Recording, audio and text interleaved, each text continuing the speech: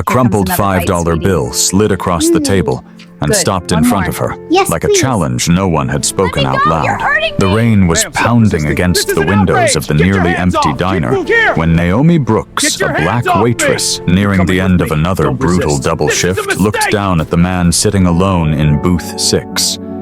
He smelled of wet wool and cold nights, his hands shaking as he wrapped them around a chipped coffee mug. To everyone else, he was just another homeless old man who wandered in too late and asked for too little. But something in his eyes made Naomi pause. The diner manager had already tried to throw him out. Naomi stepped in without thinking, offering him soup bread and a seat by the heater on her own tab. It's perfect. She didn't know that the man hunched over that bowl was actually Henry Calloway, a reclusive billionaire disguising himself as a beggar searching for proof that humanity still existed beyond boardrooms and inheritance lawyers. When Henry finished eating, he stood slowly and left a single $5 bill on the table. For Naomi, $5 meant bus fare. It meant part of her rent. It meant medicine for her young daughter. The room seemed to hold its breath as she picked it up and then pressed it gently back into his palm. "I can't take this," she said quietly. "In my space, guests don't pay for kindness." That sentence landed harder than any business loss Henry had ever faced. He had spent a lifetime surrounded by greed, especially from his own children, Marcus and Elena Calloway, who were already circling his fortune like vultures. In that worn-down diner soaked by rain and stripped of status, Henry found what money had never bought him dignity freely given. And in that moment, with only $5 between them, the fate of a billion-dollar empire quietly changed forever. By the time Henry Calloway stepped back into the rain, the $5 bill still warm in his palm, something inside him had already cracked. For decades, Henry had ruled from the top of glass towers and private jets feared in boardrooms and obeyed without question. His empire was worth billions, but his world had grown painfully small. Just 1 week earlier, a doctor with careful eyes and a steady voice had given him the truth: no fortune could negotiate stage 4 cancer. It's perfect. Months, not years. The clock was no longer theoretical. When Henry told his children, their reactions confirmed what he had long suspected but refused to face. Marcus immediately asked about controlling shares. Elena wanted reassurance that the trusts were protected. Neither asked how much time he had left. Neither asked how he felt. In that moment, Henry understood with terrifying clarity that his legacy would not be carried forward by love, but consumed by greed. That night, sleep never came. Instead, an idea formed, dangerous, simple, and final. If blood could not be trusted, perhaps character could. Henry decided to test the world the way the world tests the powerless. He stripped himself of status, wrapped his body in rags, and stepped into places where his name meant nothing. The results were brutal. Luxury hotels turned him away without eye Here comes another contact. bite, sweetie. Fine restaurants escorted him out as One if he more. were contagious. Yes, please. Security guards shoved him into the rain while patrons pretended not to see. In every polished space built by money, humanity vanished the moment dignity couldn't pay for entry. By the 5th rejection, Henry felt something close to despair. Not because of how he was treated, but because it was consistent, predictable, cold. Then came the diner. Inside that flickering, grease-stained room, no one knew who he was. And yet Naomi Brooks saw him. She didn't ask what he could offer. She didn't flinch at his smell or his clothes. She didn't perform kindness for applause. The soup is delicious. She simply acted quietly, instinctively, at personal bread? cost. It's perfect. As Henry replayed her words, "Guests don't pay for kindness," they echoed louder than any speech he had ever given. Naomi had less than nothing, yet she gave him dignity without hesitation. Not because it benefited her, but because it was right. Standing in the alley where his driver waited in silence, Henry straightened his spine. The test was over. He hadn't found an heir in his bloodline. He had found one in a woman who treated a stranger like a human being when no one was watching. And that realization would soon shake his empire far more violently than his death ever could. The truth Henry Callaway could no longer ignore was this: the people closest to him had never truly been close at all. For years he had excused it as ambition. He told himself that Marcus and Elena were sharp, because the world was sharp, ruthless, because success demanded it. He had rewarded their cold efficiency, funded their excesses, silenced their failures with money. Here comes another bite. In doing so, he had trained them well, just not as human beings. Yes, please. Now facing the end, the illusion collapsed. When Henry lay awake at night, it wasn't fear of death that haunted him. It was the certainty that everything he built would become fuel for people who had never built anything themselves. His children didn't see a lifetime of work. They saw leverage, control, entitlement. Even in his sickness, they hovered like accountants over a balance sheet, waiting for the final number. Henry realized something bitter and liberating at the same time. Legacy is not inherited, it is earned. Naomi Brooks had earned something his children never had. She didn't know his name. She didn't know his wealth. She didn't even know if he would ever come back. Yet she treated him with a dignity that cost her more than money. It cost her security. She gave while standing on the edge of losing everything herself. That kind of character couldn't be taught in business school or purchased with trust funds. As the city lights blurred past the tinted windows of his car, Henry felt an unfamiliar clarity. For the first time in decades, he wasn't calculating risk. He wasn't protecting assets. He was choosing meaning. He thought of Naomi's tired eyes, her steady voice, the way she spoke about her daughter, not with bitterness, but with quiet hope. He thought of how naturally she took responsibility for a stranger's comfort, not because it was expected, but because it was human. That was the kind of person his empire should belong to, not someone who would exploit it, someone who would protect others with it. Henry knew what would follow: outrage lawsuits, public humiliation, accusations of insanity. His children would call him cruel. Bite, sweetie. The media would call him reckless. Good. One more. Lawyers would warn him of consequences. Let me go! But none of that You're hurting mattered me! anymore, Ma'am, stop because in a This is an rain-soaked outrage! Get your diner, hands off! stripped People of here! power and identity, Get your hands off me! Henry had finally with seen me. the Don't truth. resist. A fortune This is a left to the mistake. wrong hands is a curse.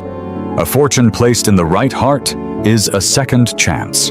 And for the first time since his diagnosis, Henry Callaway felt at peace, not because he was dying, but because he finally knew who deserved to live on through what he left behind. Henry Callaway did not make the decision lightly, but once it was made, it settled into him with the weight of truth. Back in his penthouse, surrounded by marble floors and I'm glad, quiet dear. that money had bought How's your bread? but never It's perfect. softened, Henry replayed the night again and again. Naomi Brooks standing under harsh fluorescent lights, exhaustion carved into her posture. The way she spoke of her daughter, not asking for sympathy, not begging for help, just stating facts, and still choosing kindness. She hadn't known she was being watched. That was what mattered most. He summoned his attorney before dawn. The man arrived with legal pads and cautious eyes, already sensing the storm. "Arthur Henry," he corrected himself. "Are you certain about this direction?" Henry didn't hesitate. "I've never been more certain of anything in my life." They went over the details slowly. Trust structures, blind timelines, safeguards, everything designed to protect Naomi from what would inevitably come next. Because Henry was not naive. He knew his children would not accept this quietly. Here comes another bite, Marcus sweetie. would threaten. Mm. Elena Good. would One more. manipulate. Yes, please. They would call Naomi a gold digger, Ma'am, accuse stop her of resisting. manipulation, This is an drag outrage. her Get your hands past off. into People headlines here. and courtrooms. Get That your was why hands Henry off me. insisted on You're coming secrecy. with me. Don't Naomi resist. would not This know, is a not yet. mistake. The fortune would be sealed, the beneficiary unnamed until after his death. Let the vultures believe they had won. Let them expose themselves fully. As the pen hovered over the final page, Henry paused, not from doubt, but from reflection. He thought about what Naomi would do if she suddenly had power. Not the extravagance she might buy, but the dignity she would restore. This soup He is imagined her delicious. daughter never again counting How's your bread? inhalers It's perfect. or eviction notices. He imagined employees treated as people, not numbers. He imagined an empire that no longer crushed those beneath it. "That waitress," Henry said quietly, "has more integrity than every boardroom I've ever sat in." The pen touched paper. In that moment, Henry Callaway did something radical. He rejected blood in favor of character. He chose humanity over legacy as it was traditionally defined. And for the first time since his diagnosis, the fear loosened its grip, because death no longer felt like an ending. It felt like a correction. Far across the city, Naomi Brooks wiped down her counter at the diner, unaware that her quiet act of decency had just rewritten the future of an empire. She worried about rent, about her daughter's school, about whether tomorrow's tips would be enough. She had no idea that her kindness given freely without witnesses had crossed a line no amount of money ever could. And soon, whether the world was ready or not, that kindness would be tested in ways far greater than a $5 bill. One more. The conflict arrived exactly as Henry Callaway had predicted, swift, vicious, and dressed in silk. Within days of rewriting his will, the tone inside his home changed. Phone calls went unanswered. Invitations were suddenly misplaced. Marcus stopped pretending concern altogether, his voice turning sharp and transactional whenever they spoke. Elena oscillated between icy politeness and thinly veiled rage, probing Henry with questions that weren't really questions at all about doctors' medications, mental clarity. "People are starting to worry about you," soup is she said delicious. one afternoon, her smile too tight How's to your be bread? sincere. Perfect. Running around the city dressed like a homeless man isn't exactly reassuring to the board. Henry heard the threat beneath the concern. Soon, the pressure intensified. Lawyers began using careful language. Advisors suggested reevaluations. A psychiatrist was recommended, then insisted upon. It was framed as care, but Henry recognized it for what it was, an attempt to reclaim control, to undermine his competence before it was too late. They didn't know he had already moved 3 steps ahead. Late one night, as rain traced slow lines down the penthouse windows, Henry sat across from his attorney. The documents spread between them like a battlefield map. "They'll come for her," the attorney said quietly. "If they can't undo the will, they'll discredit the beneficiary." Henry nodded. "That's why the trust is sealed. That's why she won't know yet." He leaned back, coughing hard into a handkerchief, then steadied Here himself. comes another bite, sweetie. "My children understand power. One more. They don't understand restraint. They'll reveal themselves." And they Ma'am, did. stop resisting. Private This is an investigators outrage. were Get your hired. hands off. Keep moving Dirt here. was sought, Get where your none hands off me. existed. You're coming with Whispers me. Don't began, resist. a waitress This is a undue mistake. influence manipulation. All of it carefully planted, all of it designed to prepare the ground for war. Meanwhile, Naomi Brooks lived her life unaware of the storm gathering around her name. She wiped counters, counted tips, walked her daughter to school with the same quiet determination as always. She had no idea her kindness was being discussed in legal offices and private dining rooms by people who had never once shown any I'm glad, themselves. Henry watched How's it your all bread? unfold with grim clarity. This was the cost of choosing right over easy. One evening, after Marcus stormed out of a meeting, and Elena threatened to take this public, Henry finally spoke the words he had been holding back for years. "You don't deserve what I built," he said calmly. "And you never did." The silence that followed was electric. They left furious. Henry was left alone, but for the first time not lonely, because even as his strength faded, his resolve did not. He had drawn the line. And no matter how violently the world pushed back, he knew this much was unshakable. Kindness had challenged power, and power was afraid. The moment arrived not with thunder, but with silence so heavy it pressed against every breath in the room. The reading of the will took place in Henry Callaway's private library walls, lined with books no one in his family had ever read. Sunlight filtered through tall windows like a final witness. Marcus sat rigid, jaw tight. Here comes Elena another bite, paced sweetie. heels clicking in sharp, impatient Good. rhythms. One more. Yes, They were please. not mourning. Let me go. They were You're waiting hurting to me. collect. Ma'am, stop resisting. Henry's attorney This is an cleared his outrage. throat Get and your hands began. off. Keep At moving first, the here. words were harmless Get your hands formalities, off me. You're coming acknowledgments, with me. small Don't resist. personal This items. is a mistake. Marcus relaxed, exchanging a quick glance with his sister. This was going exactly as expected. Then everything changed. To my son, Marcus, the attorney read evenly. I leave my collection of cufflinks and no controlling interest, no cash assets, and no authority within Sterling Holdings. Marcus laughed once sharp, disbelieving. That's not funny. The attorney didn't This look soup up. is delicious. To my daughter, Elena, Glad, dear. he continued, I How's your leave bread? the portrait of her mother in the hope it may remind her of the compassion she never learned to practice. I leave no equity, no cash assets, and no authority. Elena's face drained of color. This is insane, she whispered. He was sick. This can't be legal. The attorney turned the page. The remainder of my estate, my company's properties and assets, is bequeathed in full to a single beneficiary. Both siblings leaned forward, who Marcus demanded. The room seemed to contract as the attorney spoke the name. Naomi Brooks. The silence shattered. A waitress, Elena screamed. You're saying he gave everything to a waitress? Yes, the attorney replied calmly, effective immediately. Rage exploded, threats, accusations, vows of lawsuits, but none of it mattered. Henry had anticipated every move, locked every door, sealed every crack. The will was airtight. The truth was unavoidable. Miles away, under flickering diner lights, Naomi That's another Brooks bite, was sweetie. scraping plates, unaware that her Good. life One had more. just split Yes, into a please. before Let me and go. an You're after. hurting me. She still worried about This is rent, an outrage. still Get your counted hands off. tips, Keep still moving. planned tomorrow's shift. Get your hands off When the me. black car You're coming with finally me. pulled Don't up resist. outside the This is a diner, mistake. and a man in a tailored suit asked for her by name, Naomi felt only fear, not excitement, not hope, and not. She had no idea that a $5 bill she never accepted had just returned to her as an empire. And in that moment when kindness collided with power, the world tilted, reminding everyone watching that sometimes the greatest turning points don't come from ambition or force, but from a quiet choice to treat a stranger This like a soup is human delicious. being. Naomi Brooks didn't feel rich when she How's your stepped bread? out of the It's diner perfect. that night. She felt terrified. The black car waited quietly at the curb, rain misting the pavement, like the world itself was holding its breath.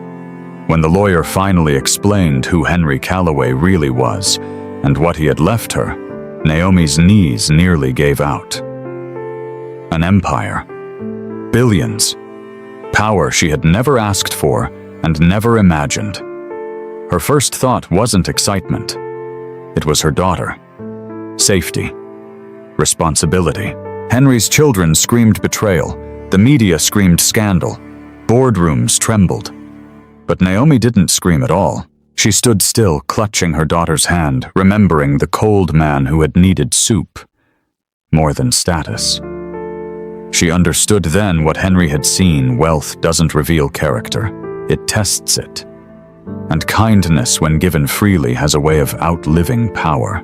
Naomi didn't become what the world expected a Here comes billionaire to another be. bite, sweetie. She became what the world rarely Good. sees, One more. someone who Yes, remembers please. where she came from. Let me go. You're hurting She paid me. debts Ma'am, stop quietly, resisting. This is an outrage. protected Get your workers hands off. loudly, Keep moving here. turned empty Get your buildings into hands off shelters. me.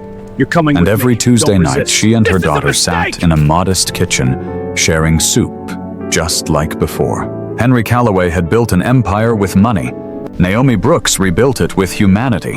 This story teaches us something profound. You never know who is watching the way you treat people when there is nothing to gain. True character isn't revealed in moments of reward, but in moments of choice. Kindness given without soup is expectation delicious. is never I'm wasted. glad, dear. It travels. How's your It bread? It's echoes. perfect. It changes lives, including your own. Now, we want to hear from you. If you were Naomi, what would you have done? Would you have given back the $5 or kept it? Share your thoughts in the comments. Your story matters. If this story touched your heart, please like, subscribe, and turn on notifications so you don't miss more powerful human stories like this one.